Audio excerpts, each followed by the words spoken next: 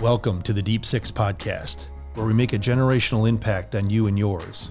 What we do here is explore a 6-point model into your health, your life, and your journey while you're here. So let's dive deep and help you thrive, not just survive. Hello, welcome again. Appreciate you joining us here and on the Deep Six, and happy 2026, because this is actually our first recording here in New Year, and always bringing you some entertainment, hopefully, but also some good knowledge and guests and info and that. And today I got an awesome guest. I really appreciate him taking the time for this, because he's off the road and off tour. So it is Nik Hughes, who's the drummer of the rock band Bush. Welcome, Nik. How are you, man? Thanks for having me. Hey, great, man. I appreciate this, man. And I know I just saw you a few weeks ago, and I think on your last show of the tour. And thanks again for in your time off, in between some, family time and having some beers with the buds. You can do this. I appreciate that. Of course, absolutely. Yeah. So a little background just here about Nik. So obviously a very successful big rock band, Bush, internationally known, but you've also done a lot of work and performed around the world with Andy Grammer, Youngblood Hawk. I know many others you could probably mention. In fact, back in the day, I used to be a big fan of Puddle of Mudd, and I think you've done some stuff with them. So that's very interesting and cool. And then you landed with Bush, and I know it's been a number of years. But man, you've been, I looked at this, you've been on Conan O'Brien, Seth Meyers. So man, you've you got a lot under your feet, or I should say under your skins with the drums. Yeah, I mean, it's been a pretty long career, thankfully, and just kind of trying to keep it going. So I've been really fortunate to play with some amazing artists and bands that have really sort of literally taken me around the world. And yeah, a lot of cool opportunities, and it's fun to look back on, but it's still like exciting to get to do the next one that, that is happening this year or whatever, and next year. So yeah. I still love it as much as I ever did. Yeah, that's awesome. That's super cool.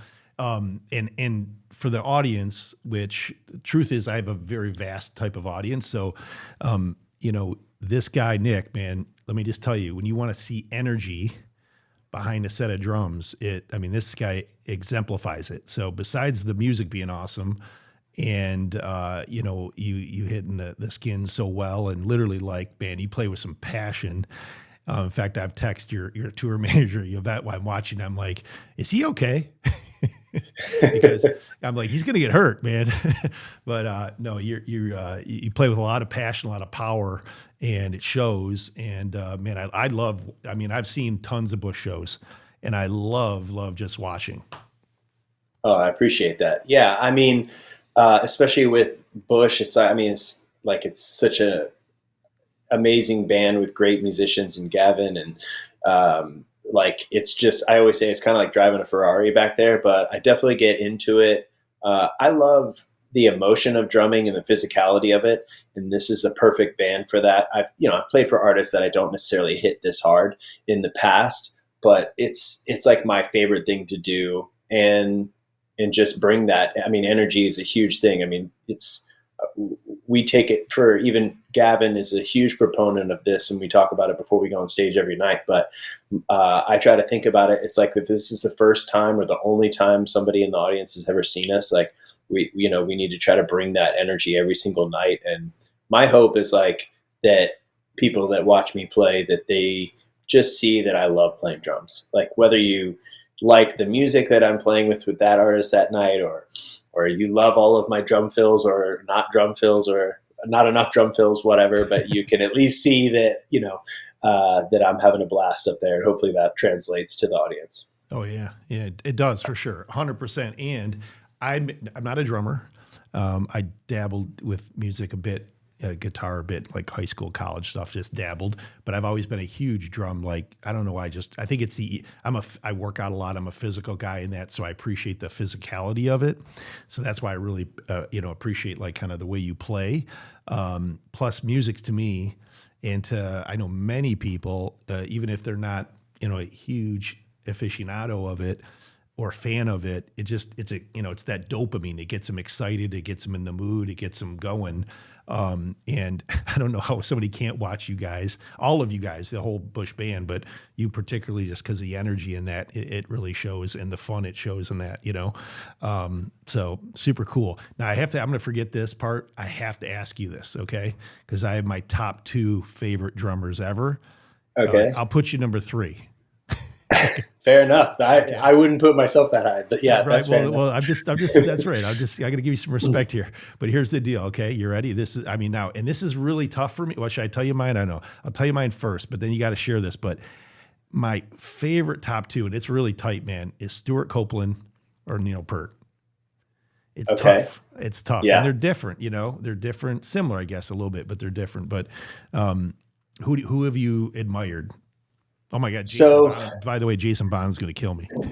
Yeah. I mean, Jason is amazing. I'm going to be honest though. His dad is my number 1. John Bonham is just, and it's funny that you mentioned Stewart, because when I was a kid, I always kind of said, so my parents went on just a random vacation to Jamaica when I was like 6 years old. And they came back and brought cassettes at the time or whatever, and CDs of Bob Marley and all, Peter Tosh and all sorts of stuff. And I fell in love with reggae, but I was already like really into rock and roll and stuff too. And I always kind of from then on in those formative years between like 7 and 13 or whatever, I was already playing drums or just starting to play drums at 6. But I always wanted to be like the bastard child of John Bonham and Stuart Copeland, because Stewart's hi-hat work and just like the reggae influence was such a huge thing for me and how I was playing. And then I would later on in high school play in like ska and punk bands and kind of incorporate a lot of that to it. But just like John Bonham is just like his tone, the open and the groove and just how it like rocks, but also grooves. Being a kid growing up in the 90s, like I was really into hip hop too. And I loved the energy and the sort of punk ethos of hip hop.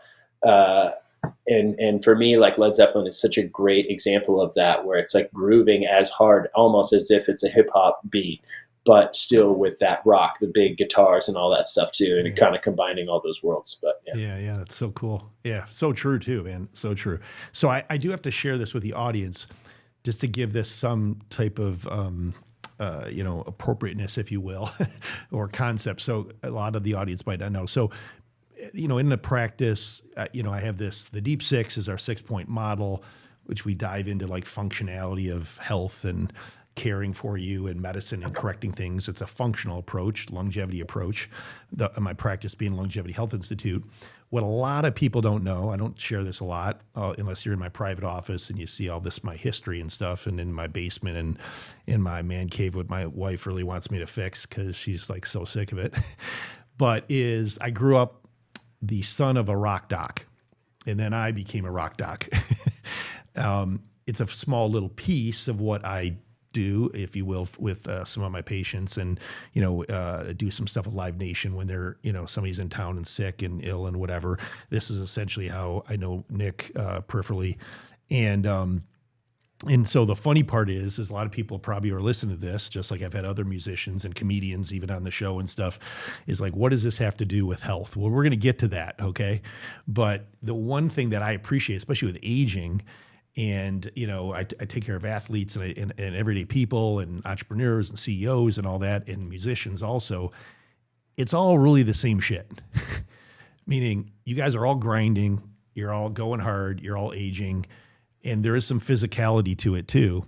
And so that's how, and we'll get into this a bit, Nik, but I just wanted to share that because even you're like, hey, this will be fun, but what are we going to talk about? Yeah. No, I mean, health and fitness is always been kind of a huge part of my life, but obviously as I've gotten older and the sort of the rigor of touring, maintaining a certain physical condition just to do the show is a huge key to it. In fact, when I first started playing with the band in 2019, prior to that, for the first time in my life, I had gotten off the road and was doing A&R at a publishing company. And that was sort of a whole other journey into music business. But, when I first came back, my stamina was the hardest, the hardest thing to get that back. And then combine that with, Bush is a heavier band and I'm hitting harder than I've hit in a while, hitting harder than I would hit if I was just playing a small little bar, playing covers on a Friday night or whatever. So it's always been a huge part of it. But it's kind of, I think I'm really thankful for this band too, because it also kind of keeps me in shape. So I start to think if we have at the end of this month, I mean, I've worked out even yesterday and today, but hypothetically, if I haven't worked out for a few weeks, as shows start looming that I'm seeing them on the calendar, I'm like, oh man, I really have to get back in shape. Or, ideally I try not to ever be out of shape, but just like always happens with everybody, so it's just a great excuse for that. And also, I mean, it's probably the best workout I get. And we did 100 shows last year. So, I had 100 workouts on stage and then a few, off the stage to get ready for it. So, yeah. Which, to really appreciate, the road, which is where the money's at now. And I know just from many musicians I've spoken to, you got to be on the road basically to pay the bills. And that in and of itself is hard. And then you're up late, the dopamine, trying to rest. Although you did say that you pissed Gavin off because you sleep really easy. Yeah. On long flights, I'm the least popular guy in the band because I'll just go to sleep and everyone gets off the plane. They're like, oh, I'm so tired. And I'm like, oh, I feel pretty good, pretty good, That's kind of funny. Yeah. But normally that's a hard thing to wind down from the dopamine and from the excitement of the show and that kind of thing. So, and then you're doing something so physical as all the entire band is. I mean, you guys aren't a band that's, sits around in that, but, I also do want to share cause you do have a couple children, God bless them, and you're Absolutely. married, and so, it's funny cause give us a little bit of how that all evolved as far as music and then, starting a family and all that, because that's gotta be tough. Just getting how life happens. And, a lot of people don't think of musicians and rock stars and all that as everyday people. You have a house and you have kids and you're, you're shuffling around. Yeah. I mean, we talk about it a lot as a band, just that we're all four dads, playing out there. For me, my wife is a saint, Sarah. She's just so supportive, and it takes that foundation because obviously when I leave, it's super hard for her. Also the kids are super resilient in that they kind of understand. They're pretty young. My daughter's 9 and my son is 6. But yeah, I mean, where I think that I sort of rationalize it is that I was actually sort of getting off. I've tried and I've successfully gotten off the road at various points in my career.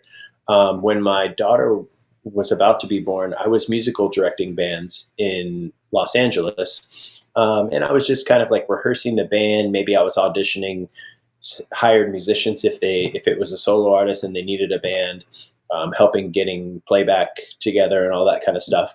And then I got hired for an artist named Bishop Briggs, who I went on to tour with for years, and she's an amazing artist as well.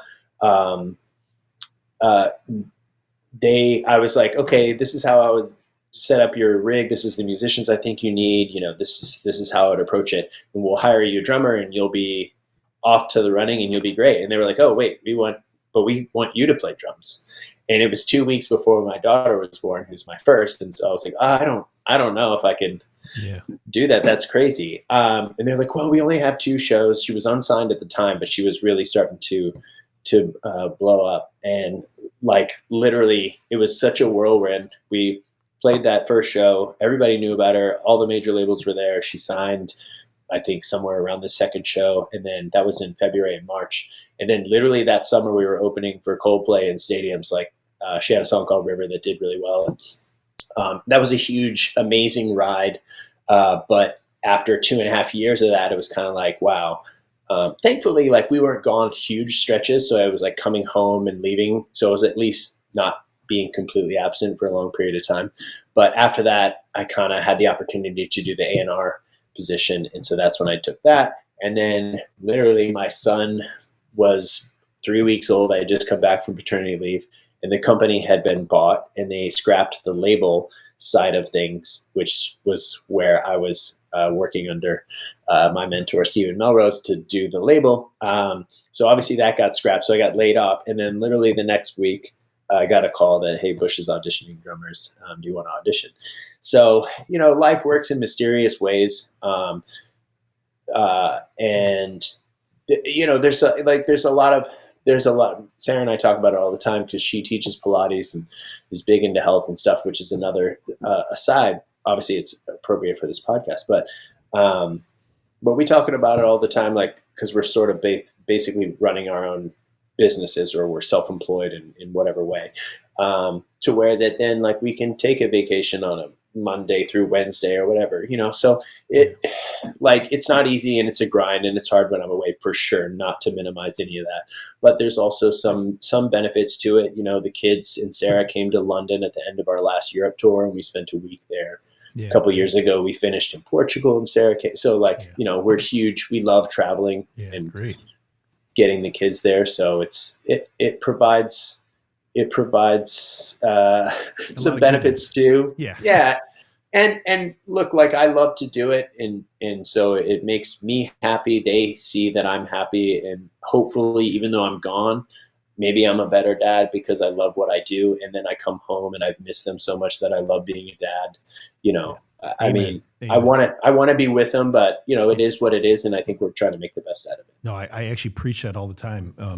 You said some things that kind of really resonate with me. And I always say this, like, one is, you're running a business, several businesses, by the way, even one with your family. But I say this, like, I run Patient's Body like a business, and it sounds weird, but we follow metrics and track things and all that, because we always want to pay the bills. And it sounds silly, but it's different than regular medicine, because we take a lot about, like, a functional, holistic approach. But if you trend and track things, and then in the same breath, when you run things well, you have more freedom. And that's, I think, a little bit too what you're saying is this: you can, do some things that you have opportunities to do, but because things are running so well. So Absolutely. You brought it up about cities, in London. Well, London's my favorite city. I love London. I kind of have to say that because my wife's from there, but we love going there, spending time there. But long story short, though, is what is, like, some of the best cities or even surprises, like, wow, you're being on the road, or even your family meeting you, that it was just so cool. Wow, that's a great question. I mean, so London was the most recent, and it was the first time the kids had left the U.S. We got passports and all that. They had a blast. They are great travelers, which I think is important.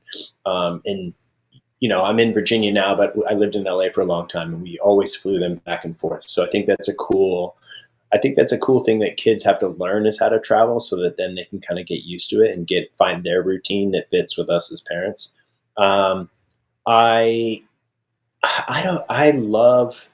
So my wife came, and we stayed in Lisbon for a long time in Portugal. And what we tend to try to do is, rather than have them come out on tour in the middle of a tour where we're kind of rushing around from city to city, we try to just kind of plan a little extension of our trip at the end of each tour. And so we finished in Lisbon, and Sarah came out, and it was just so beautiful. And Cascais which is like 45 minutes towards the coast, little beach town, is beautiful. Sintra, which is up in the mountains, kind of more of a little sort of hippie religious community, was awesome as well. And yeah, Lisbon was unbelievable. But my favorite part is just, like, going all over the place. I remember touring, like, years ago, and just having, like, a fun time in Spokane with, like, my buddy, our tour manager. We just, like, found, like, some random little, like, hole in the wall bar, and just, like, people singing karaoke, and we were just, like, having a good time watching people, while out or whatever. But the sort of transition from city to city, and being able to see that spot, and just because I'm a huge proponent of that. I think, like, especially in today's society, we're seeing news and about different places that we've never been. We don't know the people there. We don't know what's actually happening there, which is understandable that we don't know it. But then when you go there and you're like, oh, the people are beautiful here, And like when you see these It opens cities your or mind so yeah, much. I mean, you're just, yeah, yeah. I mean, travel to me is huge. I teach my kids that, like, don't live limited, think yeah, worldly, think, and they're not traveling as much as somebody like you, like, on the road, but I'm really pushing them to encourage them to, get out there and experience the world because, yeah, like cultures and everything, you learn a lot, you see a lot, you form opinions, unfortunately, and you haven't even been there, right. or you hear stuff and you're, you kind of a misconception, and then you go live there, you go hang there or whatever, and it's completely different. That's so true. Yeah, and So not that I totally understand a place that I'm at for 48 hours or a week no, or whatever, but at least it gives you some context that like, oh, there's like I had a little interaction with this person at the hotel or this person at this cafe or whatever, and it was like such a beautiful moment. And they asked me some questions, and I heard a little bit about their life story, and it's just that one-on-one connection I think is really cool to have all over the world. oh yeah, yeah, super cool, great for the mind too, you know. Yeah. So tell me about this when you're on the road, and you're, we talk a lot about the 6-point model, which is really incorporating a lot of different things, hormones and genetic testing and gut and diet and, mind body connection and structural stuff. But, when you live such a interesting life, exciting life, and it's so dynamic in so many ways, what do you, well, you were just saying, like, you still stay in shape. Like, what are you doing to keep yourself, like, what does Nick do if he's not hitting the drums? I mean, what kind of exercise and what kind of routine and on and off the road? So I have my entire life I love to run. So and it's almost more mental than it is physical to me. It's just really like if I'm having some decisions or stressing something, like if I go for a run, it just makes me feel better mentally. So I love that aspect of it. As I've gotten a little older, I've tried to incorporate more things. As my wife, the Pilates teacher, would say, you can't just only run, which maybe was what I had done when I was younger. Nick, she's Um, right. I just have to tell you, she's I right. know, I know.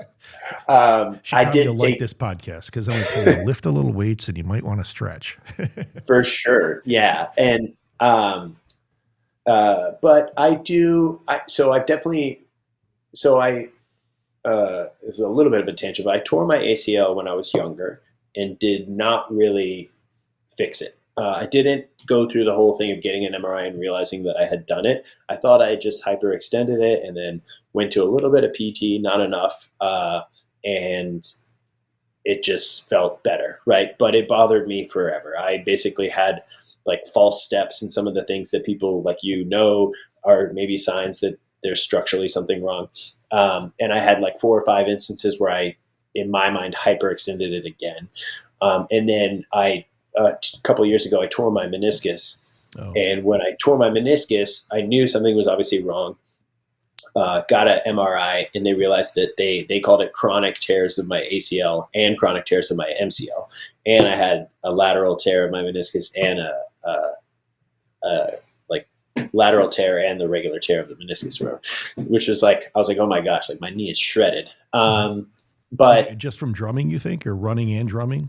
no, so I played volleyball growing up in like a junior Olympic team in high school. I was pretty serious about it. When I went to college, I kind of transitioned more full time to drumming. But I was playing beach volleyball, and just that's when the first time I tweaked it, and then I never got it fixed. So I had the ACL surgery repair, and really, this is only a couple of years ago, but really took it seriously with the PT, realizing that my whole life I had just been walking around on a Yeah. shredded knee, MCL and ACL tear. So it's been important for me, but it definitely have incorporated more squats, more muscle building of my legs. Like I never really thought about that. Like if I was doing anything, it was like just like a Yeah. Typical. normal idiot Yeah. kid in Well, their 20s. you're a guy. And so we want to make sure that the girls see the biceps and the pecs. I don't know any of that stuff like you do, but my wife obviously is a Pilates instructor, and she's super into health and fitness. And so, she's always on me. I actually took her Pilates class on the Reformer yesterday, which probably doesn't happen as frequently as I should. And But that's hard. I I've mean, done that. I've done the Reformer. I've done those Pilates classes. Those are and, tough. and it's really great in that, like, core work and building the muscles specifically in my legs that I kind of neglected before. But what is kind of cool about that, in terms to flip it back to what I can do on the road, is that, I can go to the gym in the hotel, and we, most of us kind of make it there pretty frequently, almost every day for me. But also I can just do stuff in the hotel room. So if it doesn't have a gym or whatever, if I don't have a lot of time, at least before I get in the shower, I can do 30 minutes, just some squats, lunges, push-ups, planks, stuff like that, to kind of like try to keep myself going. But what's funny for me, again, kind of back to the functionality of the show, is that the show has required me to do stuff. Like, I absolutely have to warm up. I warm up for like 90 minutes before. Well, the last time I saw you, you saw me warming up. Oh yeah. I mean, you were back there. I was like, wow, you took a lot of time. Yeah. I really do. I think some of it is partly mental too at this point, but like, even if I'm at home in my studio, the idea that I'm just going to like walk into my studio and hit the snare drum, especially with the velocity that I try to hit on, it just hurt. So, right. The functionality of the show has helped to where, like, I absolutely have to warm up. I have to stretch. I even do like some little things, push up, squats before I go on stage, just to sort of warm up my body, because of the physicality of it. If I go up there cold, it's just not going to work. Yeah. Is there a part of the show? Because the only reason I ask this is, so I'm a mountain biker. I mean, play other sports and stuff like that still, but I used to compete in mountain biking, and as I've gotten older, obviously there's this nitric oxide effect and, vascular mitochondrial effect, but basically the older you get, it takes longer to warm up. What part of the show does it take you, like 3-4 songs? Does it or you kind of go in because you've done 90 minutes of warm up that you're like, you're good? Yeah. I that's why I warm up so long, to where, like, as long as my hands feel good, I don't have to, I can like just stretch and do kind of other stuff for the rest of my body. The hands, in particular, for drumming. So we've been opening with Everything Zen for a while. If I were to go play Everything Zen without warming up, there would be some serious cramping going on, and just like the thumb, in between the thumb and the index. So, no, generally speaking, I'm pretty feeling good by the first note that I get out there. Gotcha. And then drumming is so cardio intense that once we're on tour and once we're playing, I generally am not feeling a whole lot of fatigue as I'm going. I kind of a lot of times feel that I'm getting stronger throughout the tour. It makes sense. Than the opposite. Yeah. Yeah. It's harder to do like a one-off if we've been off for like 3 months, and then try to like get up for that first song, Yeah. I can imagine. Yeah. It's funny because, man, when you said Everything Zen, which is a huge song, it reflects. I mean, I go right back to just see. You have to share this with the boys. I go right back to, I was in med school in Missouri, and me and my buddies, we had a band actually. It was Voodoo Child, shit band. Couldn't play anything, but this is just, we're just messing around. Like I said, I played a little guitar and messed around. My buddy actually is an orthopedic surgeon. Actually, he knows I'm talking to you, and he's like, "You got to get sticks from a man." This is, by the way, he's 57, orthopedic surgeon, and he's worried about your sticks. But anyway, absolutely, we'll make that happen for sure. Okay, I'll let him know. Dr. Peters, you're going to get those sticks. Don't worry. But anyway, and we would listen to, Bush's album, that had, Everything Zen, and had Machine Head, and we'd listen to Pearl Jam 10, and I mean, over and over and over. It was, and I think all the ladies that we were with at the time, they would definitely leave the apartment, and they were so sick of us playing Bush and Pearl Jam. Yeah, that's amazing. I mean, yeah, that was a great. It takes me right back to med school, which was a really stressful time, but we made it fun. Yeah. I mean, that's the power of music, right? Like, you can hear a song and it'll put you into a place when you fell in love with that song. I love that. Yeah. Super cool. So back to the health stuff. Is there any, if you don't mind sharing, is there anything, whether it's dietary, vitamins, I mean, we do all this stuff in the practice, peptides, hormones, all that stuff. Is there anything, if you don't mind sharing, that is a even basic routine that you do or take to supplement like your kind of, in between beers? Yeah, I mean, especially as I've gotten older, but generally, like when I moved to LA, I kind of was like, okay, I'm not going to really drink too much before I play. In college, we all have that time where maybe we had a show where we got a little too carried away. Yeah. But yeah, I mean, I will say that like I definitely don't drink as much on tour now as I used to, just for a functionality, just feeling dehydrated. In terms of dietary stuff, I love yogurt, like in little parfaits and fruit. I'm a lot into raw vegetables. Great. Yeah. Just carrots, snap peas, peppers, like all that stuff. Trying to do that as much as possible. We eat. I don't eat hardly anything like 3 hours before we play. I'll have like a lunch, and then we have after show food, which was kind of weird to me actually. Like getting used to sort of eating dinner that So late. Yeah. We talked about our love for hockey earlier, but obviously, like I've known some hockey players over the years, and just like they big time, like they eat massive meals afterwards because they're my brother-in-law played for the Maple Leafs and many teams, but anyway, we were up in Toronto and for a weekend, and he was playing, a few games, and we were going out to dinner and eating it. We would start eating at like 10:30, 11 at night. Yeah. It was so bizarre for me. And I partaked a bit, but it was so weird. But it's back to that lifestyle. It's just what they do. And they wouldn't, he wouldn't eat for hours before the game, just like a show. Yeah. And I mean, you're so wiped afterwards. So I'll eat a full meal, and I try not to necessarily go to sleep kind of. I mean, like you talked about the dopamine, obviously, like, we're not going to sleep for 3-4 hours after we play, no matter what time we end. So that kind of works itself out. But no, I mean, I'm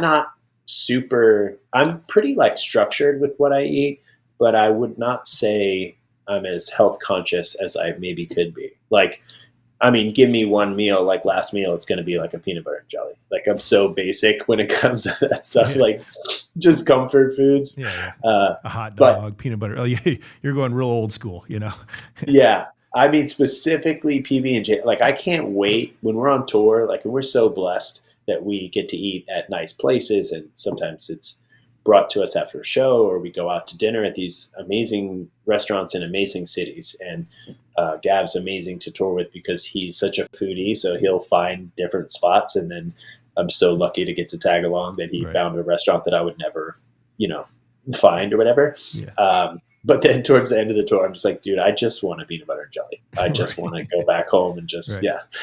But yeah, I mean, so it's a combination of, I'm probably not the best candidate for like healthy dietary stuff, but I also don't really, I'm not eating fast food. I'm not, yeah. So, I mean, I guess it could have to worry about replacing fluid. I'm just curious because it's the amount you sweat and perform for an hour and a half or two, and electrolytes and stuff like that. Is that stuff that you have to think about or worry about? Absolutely, yeah. But I've always I drink so much water. Like it's like kind of weird. Like my wife jokes when I come home, we have like the big jugs of water, and we have to refill it like twice as much when I come home from tour.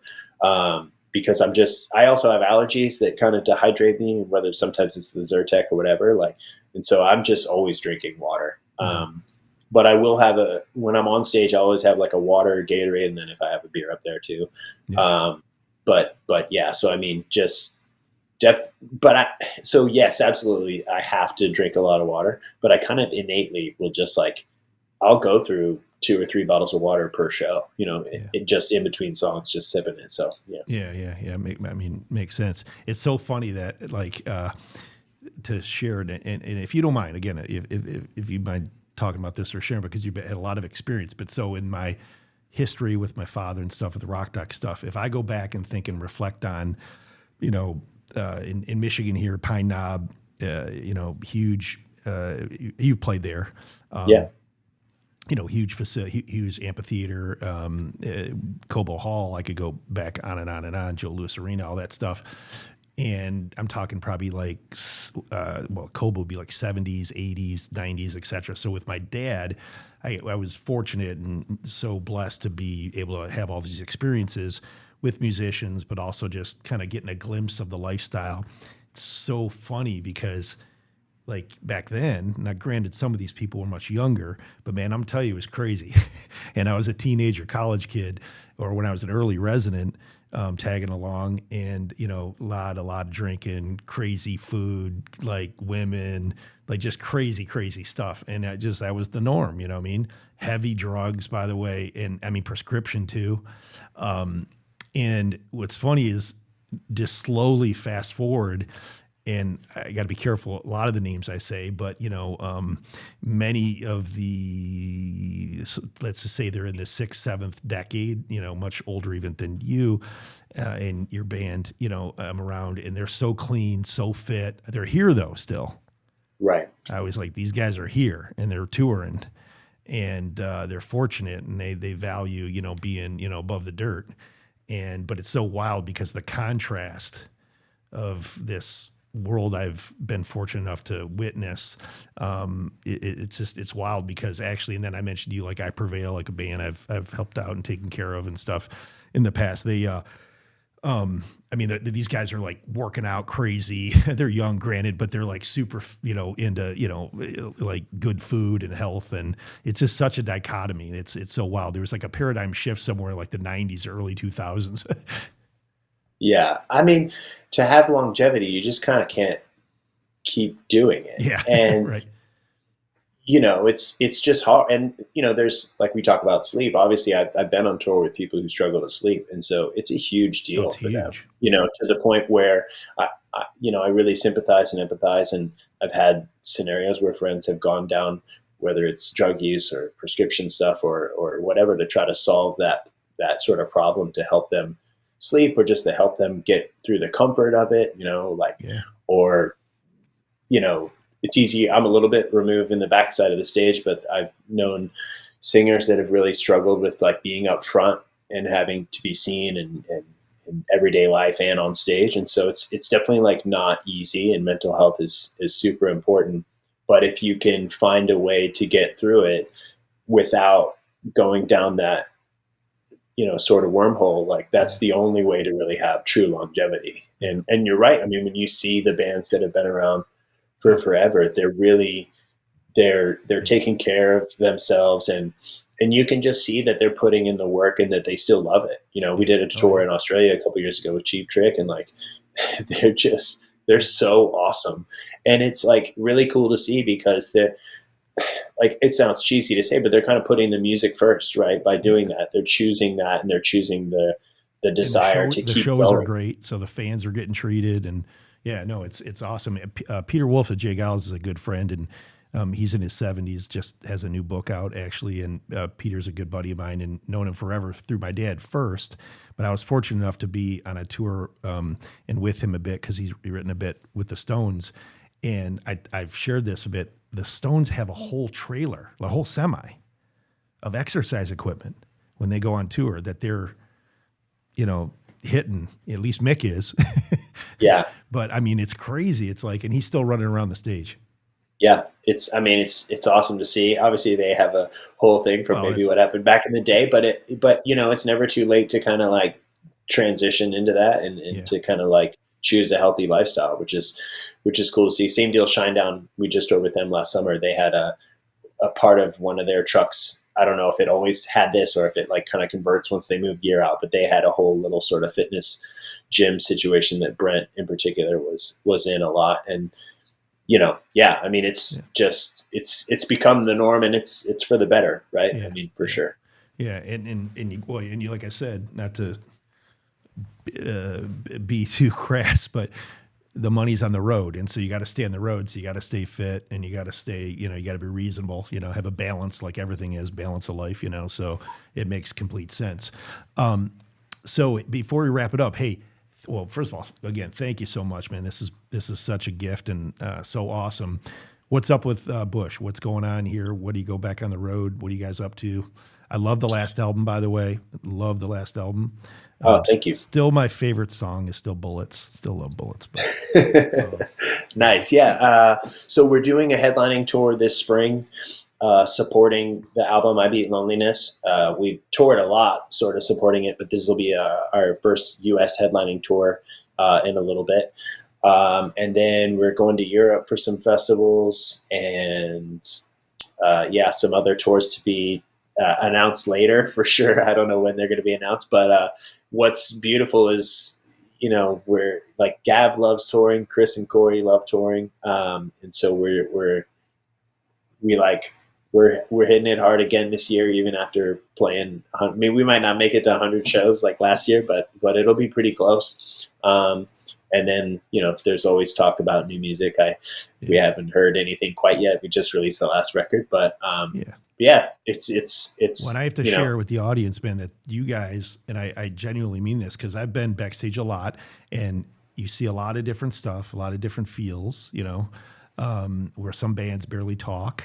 I mean, it sounds weird, but they go out on a tour and they're making money and they get along a bit, but they're not, you can just tell they don't jive real together. Maybe it's been too long or whatever.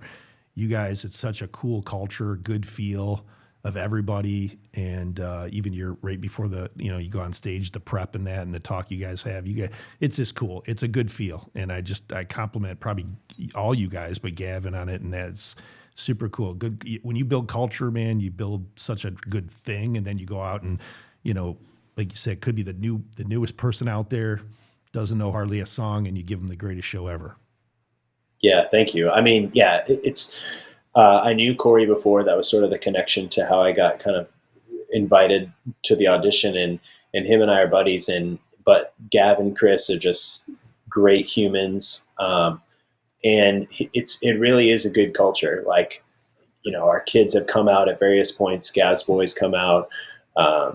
Chris's daughter, Corey's daughter, like my kids have rode on the bus a couple nights. It's like a really fun environment to where, Gav talks about that in his sort of pre-show talk, pep talk that we do all the time. Just like, we're whether it's like thankful that they're out on the road with us, the families are, the kids are, or, hey, let's have a good show, one last couple shows before we go back to see our families again. It's always rooted in that family centric, situation. And it's good. It helps keep perspective, and it's also just really great to be around. Yeah, and that's so nice, so special. I tell you, very different and moving from other stuff I've witnessed. That's all I want to say. So yeah. Kudos to all you guys and to Chris and Gavin and all you guys. It's really, really cool. Well, listen, I always do this at the end of the show. Before we wrap it up. Any questions you have medically, you can ask me anything. Okay. Not just about you, by the way. You could ask, you got a friend, your wife, I don't know, maybe a dog. I don't know. Anything that, medically interesting, even out there, there's a lot of new stuff out there, social media. I get questions all the time about stuff. Anything that you want to ask me? That's a great question. I was thinking about that because you mentioned asking me that. So I will not make it about me for a second, but my daughter is type 1 diabetic. Okay. And I've been around diabetes. I was in a band in college 20 years ago with a diabetic and seen how far it's come with the tech, with the CGM and just, from the pumps and stuff like that. But I don't know specifically what my question is, but I know that they say like the popular saying is that this is the last generation that's going to have to deal with type 1 because there's so many new developments with diabetes. But just curious, like your thoughts on where the tech is and how that's looking in the future. Well, the stuff that's kind of out now, that or at least coming to fruition in health with diabetes, on type 1 specifically, so autoimmune, and then in her case, juvenile type 1, is more of like treatment. At least that's like kind of out there now. And what I mean by that is like delivery of insulin, actually the insulin pumps. Does she have a pump? Not yet. Yeah. Probably in the next, she's in what they call the honeymoon period, where some of her beta cells are still firing. Gotcha. So they want to let that fully and before we go to a pump. But yeah. Yeah. So, and that's completely accurate. It's just that the pump is so good when you need it. Okay. Yeah. The other thing that's coming though is nasal insulin, and they're actually working on a sublingual insulin. And so whether it's a pump or you're doing, you don't have to do injections and all that, the hard part is in juvenile, type 1 is that it's autoimmune. And unfortunately, we don't really know what is the trigger for this. And we think there's some genetics. And as we get better in, genetic testing and full sequence genetic testing, that probably will be, like you just said, like the future will be, this will be one of the last generations, because some of the CRISPR technology and genetics and stuff, they could change a gene and it could like reverse it, Right. But that's probably a good, 5-10 years away. The other big thing, though, I will just tell you, and this is way underappreciated, and I'm sure your wife's all over this, and you as well, but just in the nutrition, it sounds silly, but, especially in a child, they don't, like maintaining mass and having muscle and eating enough protein as a child. And that is just super critical, because that's what eats up sugar from a natural standpoint, which would ultimately save beta cells. Absolutely. It's funny that it's not funny, but like we've seen that in real time. So my daughter dances. She's very much into it competitively, from ballet to hip hop and stuff. Yeah. And it's when she's not dancing, our ratios have to be completely different from when she is dancing. And sometimes my wife and I, and even Corey's daughter dances, and we joke about how much we're paying for dance classes or whatever. Oh, yeah. But the minute that she was diagnosed, well, just in general, like it's a lot, but like since she was diagnosed, it's like, well, this is also, she's so much healthier and her numbers are so much more stable when she's dancing and exercising. So to where like now it's not just, if she becomes a professional dancer, cool, whatever. But like more than that, it's just promoting this healthy lifestyle that in particular with her diabetes is so important for us to just level out her numbers. Well, yeah. And what's super key is this. So we preach this all the time. Human nature, we just think of now and being present, which is super key. Don't be wrong. We should all live in the present. But as a medical practitioner guiding somebody or coaching somebody, we always talk about this is my job is to think of you, and like we're talking about your daughter, decades out. So even though it's kind of like, well, you want good lifestyle, we want to teach her some things, but the foundation that you guys are laying as far as discipline and her understanding and staying active, and then, working on the right ratios and macros and micros, and that is critical, because that's saving beta cells, which ultimately is saving decades out, like your kidney function and, things like neuropathy and stuff, and myelin damage with your eyes and brain and all that stuff that comes with diabetes. So yeah, all that stuff is so critical, even though she's young and, healthy, otherwise. Yeah. No, absolutely. Yeah. So that was a good question, by the way. That was way better than Uncle Cracker's. Yeah, he asked. That's what I'm going for. Yeah, the bar was pretty damn low. He asked me why water goes up your ass, when you jump in the water, or why it doesn't. Excuse me, but you definitely outshined him. I'll let him know. That's amazing. Yeah.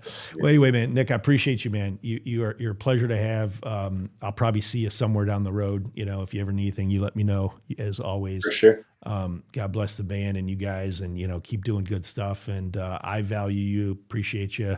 Music, man, I work out to it all the time. So you're helping me, whether you know it or not. Yeah. Well, thank you so much for having me. And, thank you for what you're doing. Obviously, this is a huge service. And I think part of the reason that healthier lifestyles are becoming more popular or en vogue or whatever you want to say is because people like you are spreading the word on it and really helping us, the general public understand what we need to do to be healthier. So I appreciate that. So, yeah, but let's be serious. Okay. For a minute here. Okay. We all got to rock. Yeah. Listen, at heart, music and, what you guys do, man, is amazing. But thank you. But music and what you guys put out there is awesome, and it really affects lives. And so keep doing what you're doing. And even on those hard, dark times and probably tired times and all that, you're impacting lives in a good way. I will tell you 100%. Well, thank you. I appreciate that. Yeah. Anyway, be well, brother. I'll All right, talk to you man. down the road. I appreciate you. Thank you. All right. Thank you. Take care. This is Dr. Lewerenz from the Deep Six podcast. Join us again here. We're going to bring you a variety, and a variety of guests and a variety of topics. And the purpose is because we're all living and trying to thrive and survive and using like my Deep Six model, this model that we actually bring you quality and build up is a true part of health and appreciation. And so you can live for others and for purpose and really enjoy. So be well. We'll see you on the next episode of the Deep Six podcast. Please subscribe and share with others if you enjoyed this and you felt it educational and entertaining. We'll see you again.